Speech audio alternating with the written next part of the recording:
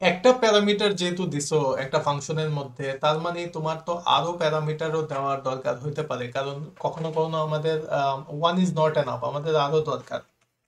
তো এখন দেখো আমি একটা ফাংশন লিখলাম, যেই ফাংশনটার নাম হলো সাম।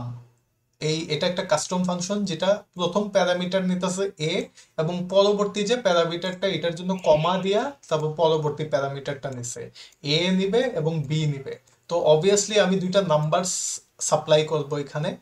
তো সে কি করবে, অ্যালার্ট এ প্লাস বি করবে।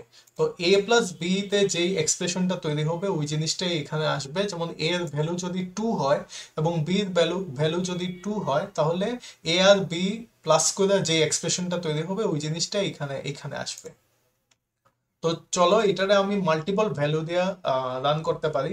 সাম 2, 2, এটা যখন রান করবে তখন ভ্যালুগুলাও কমা দিয়া দিতে হবে।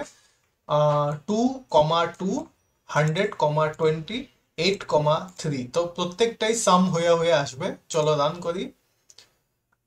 প্রথমটা আসলো 4, দ্বিতীয়টা আসলো 120, তৃতীয়টা আসলো 11। তো এর মাধ্যমে তুমি একাধিক ইনপুট, ফাংশনের ইনপুট মানে প্যারামিটার নিতে পারো। তো তুমি ইচ্ছা করলে আরো ইনপুট দিতে পারো। এখানে তো আমি প্রথমে দেখালাম একটা, এবার দেখালাম দুইটা।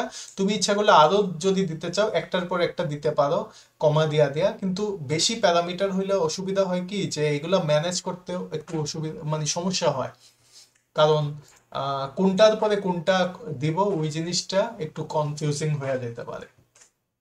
তো এটাই হলো মাল্টিপল প্যারামিটার। আমি আমি সাজেস্ট করব তুমি একটা ফাংশনের মধ্যে একটা প্যারামিটার রাখো, দুইটা রাখো, তিনটা রাখতে পারো, চারটা রাখতে পারো, কিন্তু চারটার বেশি হলে জিনিসটা একটু আউট অফ হ্যান্ড হ্যান্ড হয়ে যায়।